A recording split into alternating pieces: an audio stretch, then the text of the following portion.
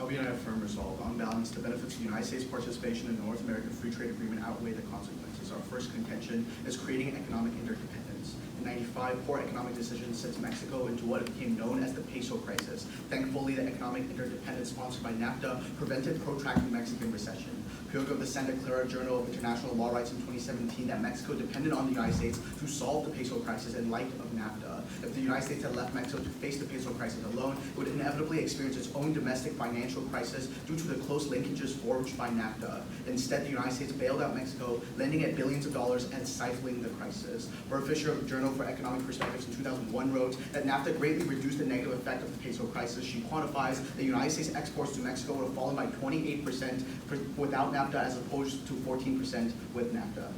Despite the quick bailout, the effects of the economic shock was severe. Cameron of UC Berkeley explains in '96, there was a 7% reduction in the economy by the end of '95, with over 1 million people unemployed, while real earnings fell by 12%. Pernieto of UNICEF quantifies this effect in 2010, that the crisis lowered the affordability of healthcare and services, and in turn increased the infant mortality rate by 0.6%. Vasquez of the Cato Institute quantifies that the impact of '95 bailout of Mexico because of NAFTA agreement restored confidence and enabled quick economic recovery, stemming the outbreak of a global financial crisis. Our second contention is reforming the Mexican governance. Prior to the 1980s, Mexico was an authoritarian regime under a one-party system caught up in immense corruption and inequality. Fortunately, free trade under NAFTA incentivizes Mexico to resolve this problem for two key reasons. First is destroying monopolies. Gomez of the Corporate Council Business Journal explains in 2011 that before NAFTA, the government favored public state-run monopolies. However, the United States participation in NAFTA required new antitrust laws in order to ensure the economic efficiency of free trade. These were quintessential to reducing monopoly control by criminalizing the fixation of prices and other corporate abuses, all of which serve to perpetuate corruption through bribery and cronyism. Secondly, and more importantly, is international accountability. Stefan of SACE explains in 2007 that NAFTA played a major role in Mexico's anti-corruption drive. It allowed Mexico to be the subject of scrutiny of the international community. The Mexican government implemented significant electoral reforms in the 90s to create more inter-party competition, increase opposition's representation, and hold fair elections without voter fraud. The result of this was increased transparency, increased democracy, and good governance. Recently, Comunes of the Pacific Council of International Policy reports this April the current Mexican race for presidency has 4 candidates from 4 different political parties, all of whom seek the vote of the people by running on platforms to improve education, healthcare, security, eliminate poverty, and end corruption in the long term. This is in accordance with free trade economic theories. Magnalia of the OECF's Development Center explains in 2001 that society invests more into building good political institutions, the larger the resources they receive. Given that a foreign producer may divert their exports or investments, corruption and poor governance is discouraged. This is especially unique to the United States participation, as Armas of the Economic Business Research Institute explains in 2017, the United States is the largest foreign investor in Mexico, accounting for more than 30% of their total FDI. For these two reasons, Gaddy of the World Bank, using data from 100 different countries over the course of 15 years, quantifies that a 1% decrease in tariffs is associated with a decrease in corruption by 20%. The impact of good governance is alleviating poverty. Grasso of The Conversation wrote in 2017 that corruption cost Mexico between 2 and 10% of their total GDP and wiped out 480,000 jobs between small and medium-sized firms. Thus, Hoyos of the World Bank in 2013 quantifies that poverty would have been 2% higher in Mexico without NAFTA. Crucially, IMVA in 2008 finds that because of results in malnutrition, overcrowding, inadequate sanitation, poverty is the root cause of death in the developing world. For all these reasons, we affirm.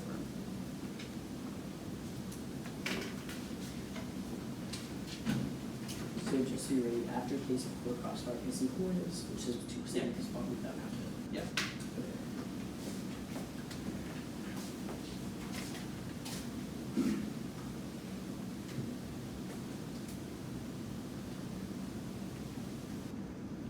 Everybody good? Yep. Calendar 98 resolved on balance the benefits of the United States participation in the North American Free Trade Agreement outweigh the consequences.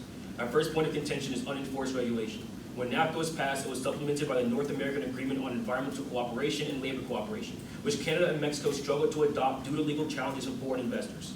Sarah Anderson of Foreign Policy in 2009 continues, when officials in NAFTA countries attempt regulation, they are threatened by costly lawsuits thanks to NAFTA rules allowing foreign investors to sue governments directly over any act that might lower investment value. Due to this, there are 2 sectors that have become virtually unregulated. Subpoint A is the environmental sector. Lydia Zarsky of Tufts University in 2004 writes, Mexico spends less on environmental protection than any other country in the OECD. Environmental inspections also decreased, as total industrial inspections declined by 37%. Anderson 09 continues that despite growth in gross domestic product, Mexican government investment in environmental protection has declined by 45% since 1994. Unfortunately, Kevin Gallagher of Tufts University in 2004 finds the financial cost of environmental degradation is estimated to be an average of $36 billion of damage each year. This outpaces Mexico's economic growth of only $14 billion per year. Specifically, Gallagher continues that in the years shortly after NAFTA was created, urban air pollution in Mexico has increased by 97%. Unfortunately, as a result of this increase in air pollution, the San Diego Tribune in 2015 highlights that air pollution kills more than 20,000 people each year in Mexico, especially in concentrated industrial areas. Our subpoint B is the labor market. Mexico became an attractive destination for United States and Canadian investment due to its cheap labor. However, these companies do not really benefit workers. The Institute for Public Advocacy writes in 2016 that because the labor side agreement is extremely weak without basic labor protections, allows low wages, and under NAFTA the government can no longer impose conditions on foreign investors to use domestic suppliers, the ripple effect of this investment has plummeted. Ella Cady of the Boreham Project reports in August 2015 that the number of people living in poverty has mainly been increasing since 2006, when 42.9% of people were below the national poverty line. Our second point of contention is unequal growth. Our subpoint A is corporate consolidation. Roca, the Institute for Policy Studies in 2014 finds NAFTA cemented structural changes to Mexico's agriculture, encouraging large-scale, export-oriented farms over subsistence farms that existed previously. This left rural farmers behind as they lacked the resources to compete. Therefore, Carlson of the Center for International Policy in 2011 contends that since NAFTA, U.S. corporations have completely monopolized fruit production in Mexico. This is problematic, as Olson 08 writes that NAFTA has given the power of the purse to a few oligarchs who care only for profit and hoard food during famines. Thus, McMahon of Tufts University in 2010 calculates, on net, the cost of Mexico's basic food basket has increased by 53% between 2005 and 2012. The impact is clear. As Public Citizen in 2014 concludes, NAFTA has increased Mexican food poverty by 50%, pushing roughly 20 million people to be unable to afford adequate food. When people are deprived, so too are their families. As a study by Edelman of the Children's Defense Fund in 2015 finds, that children exposed to poverty are 3 times more likely to fall back into poverty, creating a cycle of income inequality.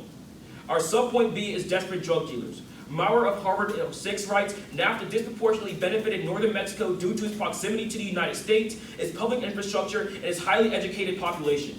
Roman of the University of Toronto in 2016 confirms that U.S. investment forced factories to northern Mexico to capitalize on globalization of North American production, leaving the entire South behind. Consequently, Maurer 06 concludes that the per capita GDP of Mexico's southern states has fallen by 1% annually, catalyzing extreme poverty. Because of this, the Boreham Project concludes in 2015 that incomes in the north are 3 to 4 times higher than they are in the south, and any economic growth primarily benefits the rich. Poverty breeds desperation. As McKibben of the COHA in 2015 notes, due to a lack of opportunity, NAFTA has disenfranchised many individuals that cartels exploit for illegal activity. Unfortunately, this has resulted in violence. As Rosin of Florida National University in 2017 writes, 200,000 Mexicans have died in narco-trafficking violence perpetuated by increased flow of guns and drugs.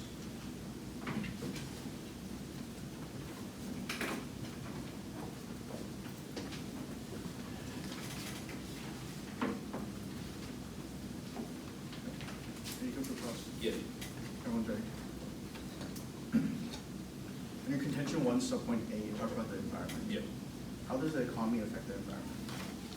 We can argue like, but actually I'd argue like industrialization like generally pretty bad for the environment. Sure.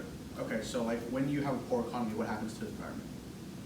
I mean, like you guys, like I know you're going this. Like bad economy means like bad environment. But I also argue that. Yeah, I would argue that environmental protection is like costly, right? So the first thing that goes out the window when the economy goes down is environmental protection. Not necessarily, because okay, so if that was true, then when the economy is doing better, then we would see environmental protection go up. You right. argue So we would focus. you argue in your own case that the economy started to do better, right? Yeah. Okay, we tell you that after NAFTA, we have still seen environmental spending like tank and inspections tank. So well, we're saying like the only risk of offense in solving it is like increasing the economy so they can actually solve the problem. Not necessarily. Otherwise, they're not even going to. If someone's our like argument is that NAFTA is inherently flawed to the point where the likelihood the environmental problems is basically slim. And the reason we give for this is because governments can literally get sued by investors, and they're obviously always going to prefer their economy over the environment. That's our argument. I'm just saying if someone's worried about their own life, they're not going to care about like an extra CO2 emission by like 2. But we're not talking about the average citizen. We're talking about the government's role in like being complicit in what's going on, like reducing spending, reducing inspections. Can I ask you a question? Yeah, go ahead. Okay, so let's talk about your interdependence argument. You say like interdependence is good, right? Just generally, Yeah. okay. Mhm. So let's say the United States has a recession. Is that good for Mexico? I mean, of course not.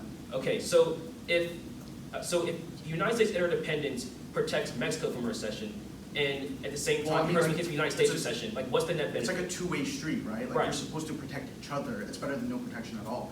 Like we're saying that if But we no, get but alleviate my that argument is peso also price- like interdependence Like, enhances so, like how bad a recession I is know, in like, Mexico. Well, no, I think like the more stability you have because of interdependence, the less likely you're gonna have like random asset bubbles, right? Like I know you're gonna bring up like 2008 and like Mexico like suffered a little bit. I get that, but like that means that we can also help them with events such as the peso crisis, which is what we talk Okay, about. so that's like Ask kind of the hard. question. Oh yeah, sure. Okay, so like you talk about like the labor market and that's being really bad for poverty because they're like depressing their wages, right? Yeah, they're pretty much being. Okay, so like yeah. how would you solve that problem? Like how would you go I about mean, solving as a it? con, I don't have to advocate. No, I understand. Yeah, So like for solvency. I'm just how- arguing how like would- this is a negative consequence. Right, okay, so like like- I'm not a policymaker. To be honest with you, I really don't know, dude. But like I'm just Okay. saying that like as a negative consequence Sure. of NAFTA, this is what's No, going I on. understand, but like, if we're approaching this problem, like, good governance and solving, like, through legislation would be Okay. the best way to solve this problem, right? Well, no, because Like, if we want to protect people's, like, once worker again, rights. it goes with like sub point A. Like NAFTA inherently discourages any reform from taking place because this government has clearly prioritized economic growth, just blanket economic growth over its like protecting the average person. I can ask you a question real quick. Sure. Okay, so on your second contention on the Mexican government, you talk about like NAFTA shifting away from dictatorship. So on international accountability, like don't dictatorships get held accountable regardless if you have like a free trade deal with them or not? Are they, I mean, like, if they have more economic interdependence, then they have more of a stake, like, with the international community, which is what gives us the influence with, like, to them through NAFTA. That makes sense. We're saying that matters more. Okay, we're gonna take a little bit of time. Oh wait, we want to see the wage score. Yeah, Do you want to see that Akmar bubble so we don't lose you on time? sure.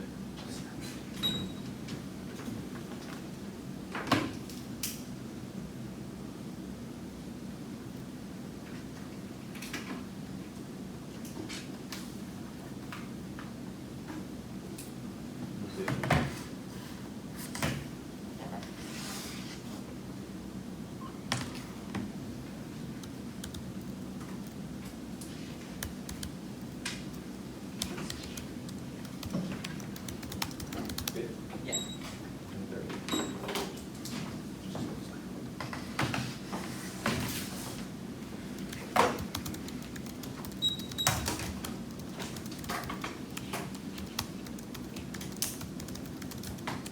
Okay, so is everyone ready? Okay.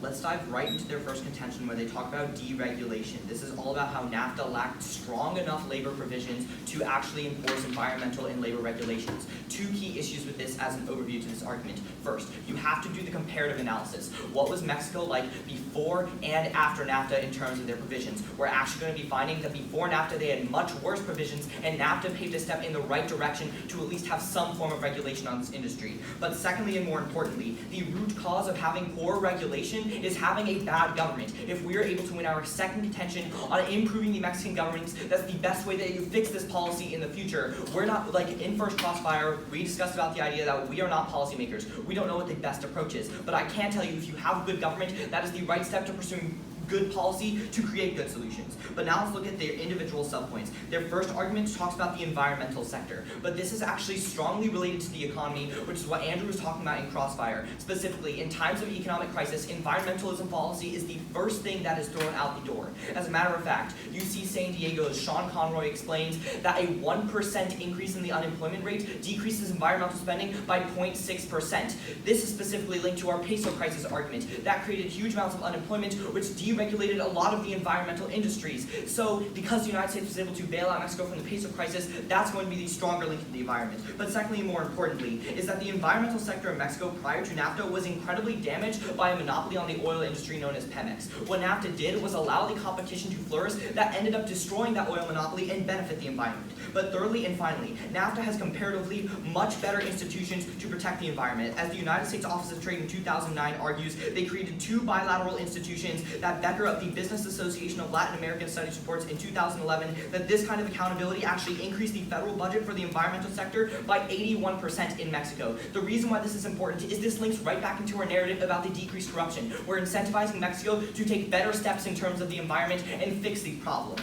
But now let's talk about their argument about the labor market. This is basically referring to Chapter 11 in NAFTA that basically says that corporations are able to sue the countries if there is a discriminatory measure that prevents investment. Two key problems with this argument. The first is that we need to stay in NAFTA if we actually want to fix this problem. Heading of the Huffington Post explains in 2018 that right now negotiations have been on the table and Canada and Mexico and the United States have all agreed to pursue this policy of tweaking Chapter 11 so that you can't allow for these absurd lawsuits to infirm. That's why actually when you look at the holistic trend, there are only a couple cases of these lawsuits actually going into fruition where a corporation was able to turn over an important regulation. Holistically, this is much comparatively better, which leads me to my second response. Labor reforms were much worse in Mexico beforehand. It was literally an authoritarian regime. There was no account for the will of the people whatsoever. NAFTA created the step in the right direction to create much better labor reforms in the future.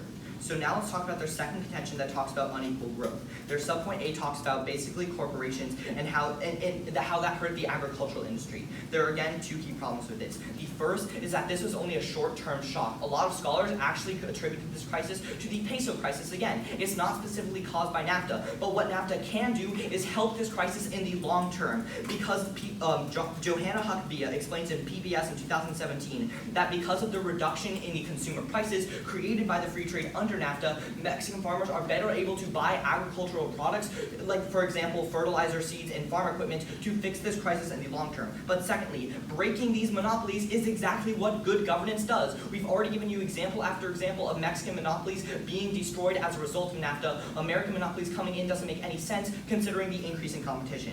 Now let's talk about their subpoint B that talks about the drug crisis. Their link into this is poverty, which is really poor for them because NAFTA stimulated the Mexican employment sector, specifically in the manufacturing industry, where Rodriguez explains that unemployment actually reduced poverty and reduced unemployment by 24%.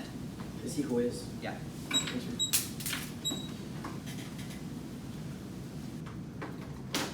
We'll start prepping and get the card.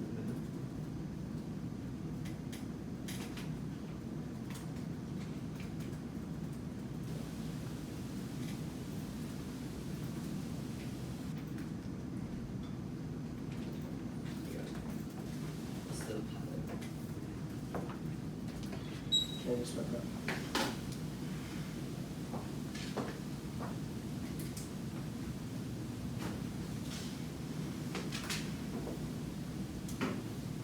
Okay.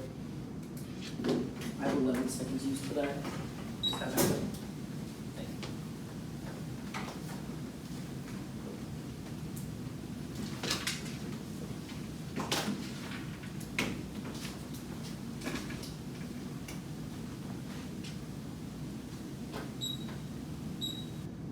Is anyone not ready? Okay. Start off at the top, my opponent's case on their first contention about the peso crisis. There are a few main problems. First, Uribe PRI in 2016 finds that the peso still has a lower value than when the United States joined the NAFTA trade agreement, and this is for two main reasons. Because one, there was artificial inflation created by reforms to the Mexican government. This is really important because currently, as the Mexican government is deregulating the energy sector and breaking up monopolies, the oligarchs are hoarding the money, creating a false sense of supply.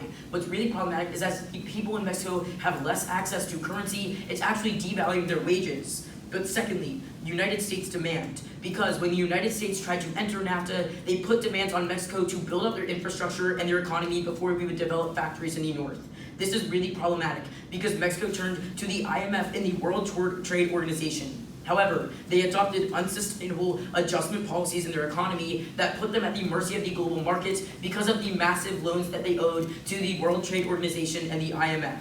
That's why Kavanaugh of IPS in 2017 finds that NAFTA resulted in the decrease of Mexican real wages, and Uribe and PRI in 2016 furthers that this decrease has been 78% since the last 30 years. What that means is that even if these the Mexican wages are higher in value, because of inflation, how much money they can actually spend is 78% lower.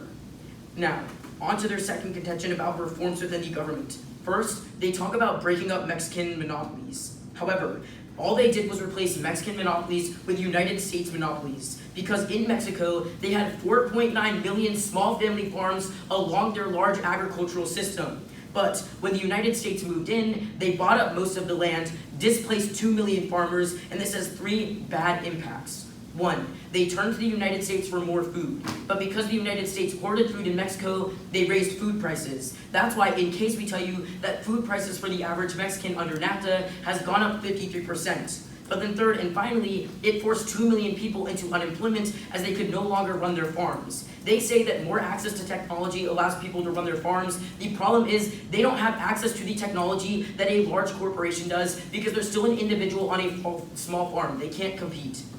But then, on their second point about accountability, realize that this is problematic for 2 reasons. Because 1, it talks about like having more resources and more spending, but we say that the only reason that they were able to spend more is because they turned to loans from the IMF and the World Trade Organization, which devalued the peso, meaning even if the government could pursue like infrastructure and welfare projects, the average Mexican person lost a lot of their wages. But 2, they were already getting FDI from China and Japan, which had no strings attached. So for example, the maquiladora system, which like the United States invests in right now, was created by the Mexican government in the 1960s. Japan had 66 maquiladoras in the country before the United States even had their first one. The problem is that Japan didn't ask them to build up infrastructure or build up services for their people. Rather, they created jobs and they created these wages without making the Mexican government take out these loans. And there are two main impacts on this.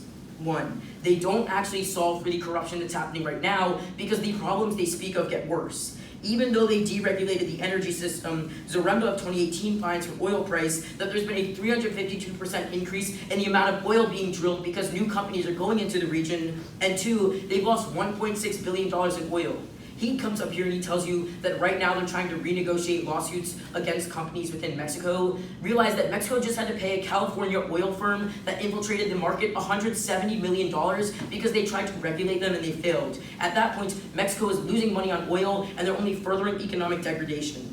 But third and finally, Williams of Brookings find that because of this liberalization of the economy and the deregulation of the markets, the investment within the market has gone down 10% in the first 2 months of 2018 alone. They're harming the Mexican people, driving down their wages, and putting unsustainable practices in Mexico.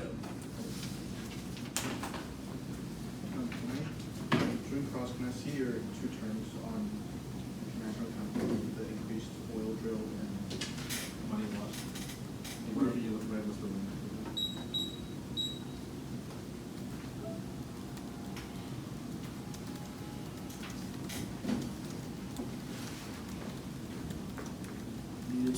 Here. This one's Brookings, down 10%. This one is oil prices, corruption, and Mexican people. Oh, I just said corruption. Yeah.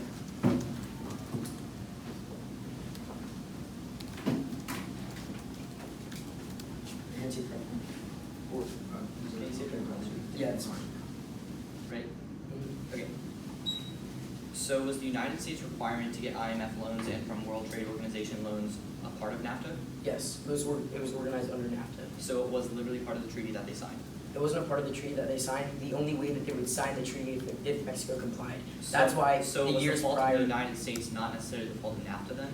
the United States is a main part of NAFTA. Well, yeah, and I would say that the only reason why NAFTA exists is because the United States signed on. But it was about the core policy that was a part of getting them to sign NAFTA, not specifically That is about what NAFTA had. that is a part of NAFTA. NAFTA wouldn't exist if all 3 countries didn't join. The only way the United States would have joined is if Mexico took those loans. It's still a part of NAFTA. It's still supplied. Okay, wait a minute. There are two key issues with that. First of all, that unless you can show me somewhere in the agreement where it says Mexico needs to get a bunch of really bad IMF loans, then that really isn't the fault of NAFTA. They don't write every provision right into NAFTA itself. Okay. And 2, like even if they had these like antitrust laws, it still doesn't solve back for 1, what we said was the increase in buyouts, like the California law firms that they had to pay money to, and 2, it doesn't solve for United States monopolies. Than what they had beforehand. I would say it's not comparatively better because the peso lost 78% of its real value. Oh, great.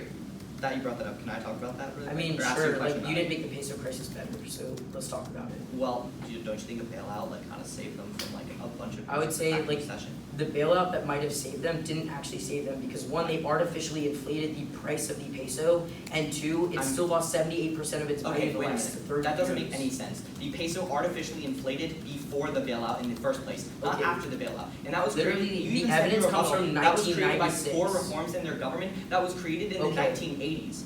The Was the United reforms aren't States trying to in get 80s. Mexico Call the to evidence sign yourself. NAFTA in the 1980s? No, Those are what one, the governments the created, those IMF reforms loans that are created. taken in 1993 Okay, during yeah. negotiations for Great. NAFTA, and Great. two, the loss of That's the peso thing. value harms every But Mexican. you talk about like the government reforms in Mexico that led to the peso crisis, right? All of those occurred during their initial liberalization Okay. in the 1980s. One, they're still causing these reforms right now. I just told you that deregulation of the oil sector, for Okay. example, has driven down peso So value. how do we fix the problem? I would say Chapter that, like, one, fixing the problem in Chapter 11 relies on agreement between the three countries, and right Great. now, So, negotiations are haven't they already agreed to all of, like, haven't No, they all three haven't. countries agreed to? Right now, negotiations in NAFTA are at a standstill. No, all three nations actually agreed to reform Chapter 11. Okay, But secondly, more importantly, that's not true. can you give me like a holistic analysis of like how many lawsuits have occurred rather than just the one example Okay. from California? I don't have every single number for every lawsuit, but what I can tell you Yeah. is that the specific target that you were trying to solve, the monopolies in the invested regions, it's only gotten worse. Like, for example, as California and other private firms were able to So- infiltrate the previous monopoly, Okay. Pemex, drilling went up 352%. So let's do this. Directly due Okay, to but environmental harms that we aren't see. United Can I States- ask you a aren't- question now? Yeah, go ahead. So, like, in your case, why aren't we being accountable on Mexico, even though we're accountable on like other autocratic regimes and like places with monopolies? Andrew can answer that this time. Okay, where do you think that time?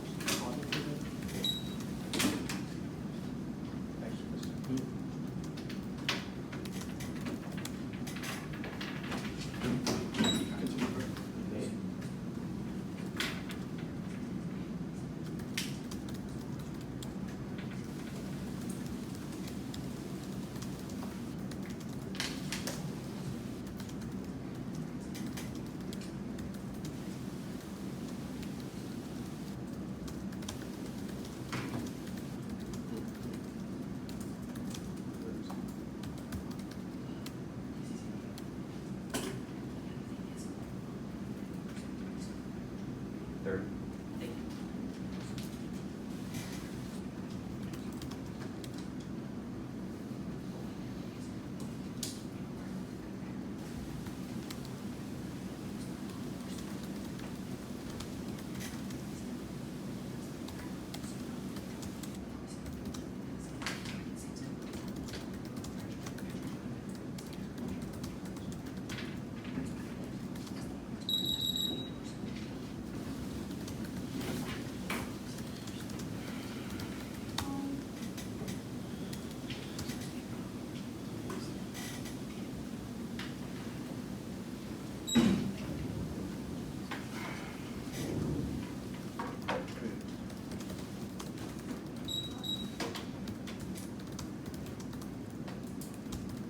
For the judges, I'm gonna start with an overview on their case, and then I guess a turn, and then let voters and our case and waiting to move on. Does that make sense? Everyone ready? Starting with their case on the overview, the first point is that you need to take a comparative analysis. It's been worse in the past. The NAFTA agreement is the only risk of offense in the round in creating reform for the future. But secondly, realize the poor regulation is a result of poor governance. The only way you have better governance is like the link in on our case on our second contention. Because we're destroying monopolies and we're creating more international scrutiny, that's the only way you can access a risk of offense in the round for solving both of these problems. But then you look to a turn about the economic crisis. We tell you the UC San Diego card is very, very clear. We tell you the only way way that you can look towards pollution and other problems like that is first if you solve an economic crisis. Because if you have an economic crisis, nobody's trying to solve for pollution. That's the first thing that goes out the door. That's pretty clear right there. We are a prerequisite to their case. But secondly, on our case, let's see how you vote for us. On our second contention, he responds to the Monopolies warrant by saying there's a bunch of US monopolies now and that's increasing farming prices. I tell you, that's just one example of farms, but delink them right there because first, realize this was due to the peso crisis. That's what my partner tells you in rebuttal. But secondly, we're moving, Mexico is moving away from a farming industry and moving towards a more manufacturing industry. That's pretty clear. As the Deregulation CRS explains, a natural trend resulting from an industrializing economy is that agriculture declines. The agriculture is going to decline regardless. They're just moving away from that kind of economy. I don't think you buy that warrant there. We're destroying other monopolies, such as the Pemex monopoly. That's far more destructive towards the environment and creating more oil monopolies. If we're destroying those monopolies, I see that's a bigger magnitude of impact. But secondly, on our other warrant, they just respond to it by saying there's some more corruption now. That's not interacting with the warrant at all. We tell you we're the only risk for offense in creating more international accountability. That's a communist card, and the Stefan card that tells you that NAFTA creates that international scrutiny that actually causes Mexico to reform from the inside. That's why communist tells you there's now 4 different political parties actually running on different platforms for the people to fight against the corruption. The reason why this is really important because that leads us to our GATI impact. That tells you we see a 20% decrease in corruption because of these tariff decrease and the NAFTA agreement. This is the link to maquiladoras because the only way you create for reform to protect the people is to create less corrupt government and better governance in the future. We're the only long-term solution. Vote for that. Okay, we're going to start learning about the 11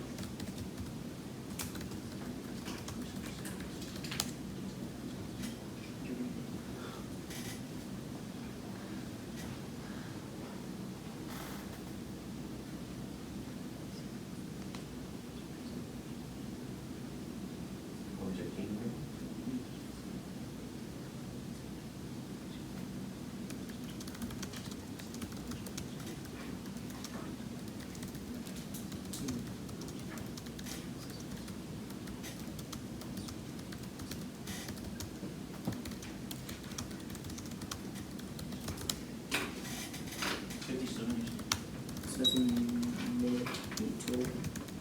Is that correct? Okay, yeah.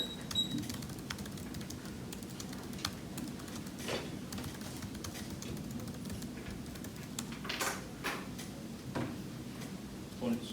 Yeah. Go. Mm-hmm. Alright, I'm starting off on the floor. On the Mexican government first warrant on monopolies, a couple of things that we respond to. First, what Cal tells you in his rebuttal from Uribe is that from the beginning of NAFTA to where we are now, the peso is on net worthless, which means if you look at a macroeconomic level, the economy is not necessarily doing better. But also, they just bring up the one example of getting rid of oil monopolies. But at the end of the day, they do not tell you how getting rid of a couple of oil monopolies translates to the lives of an average person. I don't see how it materializes very well. Then, on the second warrant, international accountability, we say that generally this argument is not very unique. We'd say that we like to contend that the United States is always going to condemn bad governments. For example, we have condemned what's going on in Libya, we condemn what's going on in North Korea. We do not necessarily have to have a stake in these economies to say, hey, stop doing that, that's bad. But secondly, they said that NAFTA was the only chance of accountability. That's not true. Cal also tells you in his rebuttal that prior to NAFTA, there were other countries already operating in Mexico, like Japan, so the accountability already should have been there in the first place. Then, going back onto our case, on our first contention, on the overview, they say we have to look to what's going on before and after. But at the end of the day, they don't tell you what Mexico was like before. We do that. We say that before NAFTA, air pollution was 97% lower. That's the Gallagher evidence. And they say that the root cause of economic bad environmental policy is bad governments. That's not necessarily true either. For example, in the United States, we have a pretty good democracy, but we are actively rolling back environmental protections. They can't just assert that. Then, on our subpoint A, on the environment, they extend one response, which is the response to in times of economic crisis, environmental spending goes down. They do not prove to you that we are currently protecting the Mexico from any economic crisis with NAFTA. If anything, we tend to argue that growth does not mean more spending, because what Anderson in our case tells you is that since NAFTA, we've seen a 45% 5% reduction in spending, that does not necessarily mean that we're going to be getting any better. At that point, we are still getting access to the fact that this large increase in air pollution from the San Diego Times Tribune tells you that that's causing 20,000 deaths per year. Then, jump down to our subpoint B on the drug trade. They make one response. They say that NAFTA stimulated manufacturing as half the story. We tell you that they only stimulated manufacturing in the north because of proximity to the United States, better infrastructure, better education. We see that's really bad because that's opened up a huge disparity between the north and the south to the point where the Borean Project tells you that incomes in the north are 3 to 4 times higher. And that's bad because it causes desperation that fuels the drug trade. Okay, you ready for crossfire? Yeah. Okay, so you said that the United States can still condemn a government. Do they listen? I would say Yeah, that they like still do. yeah. So they listen to the United States when they say stop. I mean, you can still like without having an economic stake or I mean, there's anything. other I mean- measures. Like we can like put sanctions on someone that would be able to do that in North Korea. Like Okay, so It's less so- about the United States' Wait. stake in that, and it's more about Mexico's economic cost. So what ensures them that they will actually listen and decrease corruption? Like you I mean, just, I would okay, say okay, so you can argue in economic. you just said something that's like really important. Like you said, they put like a sanction on them, right? So they Like, need to I'm have a just- stake in the government, an economic stake. We don't have, We're but saying we don't have a stake in No, it. my Like, argument. No, like, my we're argument is that you negotiating do with not them right understand. now. My argument, you don't need a stake to have that like I'm saying Like, Do we have a stake in the North Korean government? or like any. it that's works working? better if Are we negotiating with them right now? Do you think Yeah. they have a? Let's make it Do you clear. think they have a less corrupt government? I would say that like the only way that you could decrease corruption is by negotiating with them. I think and it's I would say that there's more- alternative I think means it's in a more trade important if deal. you look at like what's empirically true and how Mexico's governmental reform coincided with the economic state. So if it's a probability argument, I think we're going to be winning on that edge. But you guys have a I mean, question? So when you talk about like what changed in the Mexican government, you say provided more services to the people and broke up monopolies, So right? beforehand, it was an authoritarian regime under a one-party system. Okay. Now there are 4 different So, political parties, increased The largest, competition, They're all fighting decreased for voter the- fraud, sure, but like economically, the largest problems were the monopolies, correct? were the monopolies. Okay, so like how many small family farms existed in Mexico prior to NAFTA? So you say we're only giving one example on the oil industry, and then you're talking about like the monopolies from the United I States also on talked the about the farm oil industry. So that's right? like- So let's look at the long term rather than focusing on 2 different Sure. examples. What ensures that monopolies don't form? I would say that like one, it's not about whether or not they form, it's It's whether or like not like the competition, benefit right? they come to. Competition is the enemy of monopolies. Yes, you talk about So competition, yes, Pemex, exactly. Pemex and the oil industry as a whole in Mexico literally lost $1.6 billion in value this year, right? Like even if a monopoly breaks up, it doesn't mean that it's good for the industry or If the their people. oil monopoly is losing money and their It's not even about the industries oil that hurt monopoly, the it talks about the environment are oil- losing money. It talks Don't about you the think oil that's a good sector thing? in its The first totality. warrant on monopolies, we're saying the antitrust law that we brought over through NAFTA is what broke up the monopolies. And like, if Pemex is losing money, that's a great thing for us. Okay, It's so the not question, just like, Pemex. so, like, I guess like, something I brought up in my summary is like, we get rid of oil monopolies. Like, how does that impact the average Mexican? Okay, like so like the one example that you give is about the farming crisis, right? And I agree, like you are displacing a bunch of farmers. But like the feeling I read that in my summary that you don't respond to is that we're moving away from a farming like industry. Yeah, we don't go So, for like, farmers in our. people- in our summary. Okay, Well, I mean like, I guess we were- like you Like, kind of like. you talk about a shift to manufacturing being better, that's literally the link into our second contention, so let's talk about that, right? So where did investment go? to the manufacturing industry. And where was the manufacturing industry Yeah, located? the USA is in the north, and for some Okay, reason and so it's what very happened between to the north and people in the creates south? production. Did they benefit But how from do you NAFTA? prevent that problem from escalating? But Okay, that's still the did same the people in the link, right? south benefit from Like we're NAFTA? saying good governance is gonna solve for that. Did-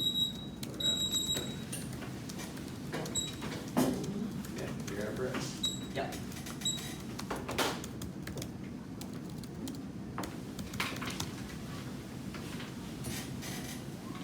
It's gonna be the same order as Andrew's summary. Okay. First, let's talk about how you should be weighing this round. Don't just look at it into a linear impact of what happened after NAFTA. Look at a comparative analysis. What were the labor conditions like before NAFTA and what happened after NAFTA? They had a lot less regulations, a lot fewer labor provisions, and a lot fewer environmental standards before NAFTA. The international scrutiny and the good governance that Mexico listened to is what created at least a step in the right direction to solve the majority of the problems that they talk about in their case. But with that said, let's talk about where you're going to be signing the ballot for the affirmative, which is off our second contention on good governance. The first response that they have is that it allowed United States monopolies to go in. But I just asked them in Grand Crossfire, what are the enemy to monopolies? And the answer is competition. free trade is exactly what facilitates the competition to destroy monopolies in the long term, A, in the first place, but B, the antitrust provisions that go conceded by them are exactly what created these monopolies. They even give offense to us in Grand Crossfire when they said the monopoly that pre-existed in Mexico, the oil monopoly, is losing money right now. That's a huge reason to vote for us, but more importantly is on the international scrutiny argument. They say that the United States can still condemn governments, but we're saying it doesn't matter if the United States condemns them. What matters is if that country listens. Because of the economic stake and the interdependence formed by NAFTA, Mexico now has an economic incentive to actually de-incentivize the corruption industry. That's the monopoly analysis and the comunes analysis. Look at a comparative. Before NAFTA, there was an authoritarian regime with state-owned monopolies. After NAFTA, we have 4 different political parties, all working on platforms for the people, increased competition, and decreased voter fraud, which leads to the Gatti analysis. A 1% decrease in tariffs decreases corruption by 20%. The reason why this is important is because this outweighs every other argument because it solves the linkage to their case. If you want to fix the farming crisis, you need good governance. If you want to stop corporations, you need good governance. If you want to stop the drug dealers from happening in the first place, you need good governance. And if you want good governance, the only way for you to vote is affirmative. But secondly, that weighs on time frame, because this good governance ensures that you have long-term policies rather than just focusing on the 20-year period that occurred because of NAFTA. It is for this reason that we are very proud to affirm. You got 52. Okay, we'll run with 52.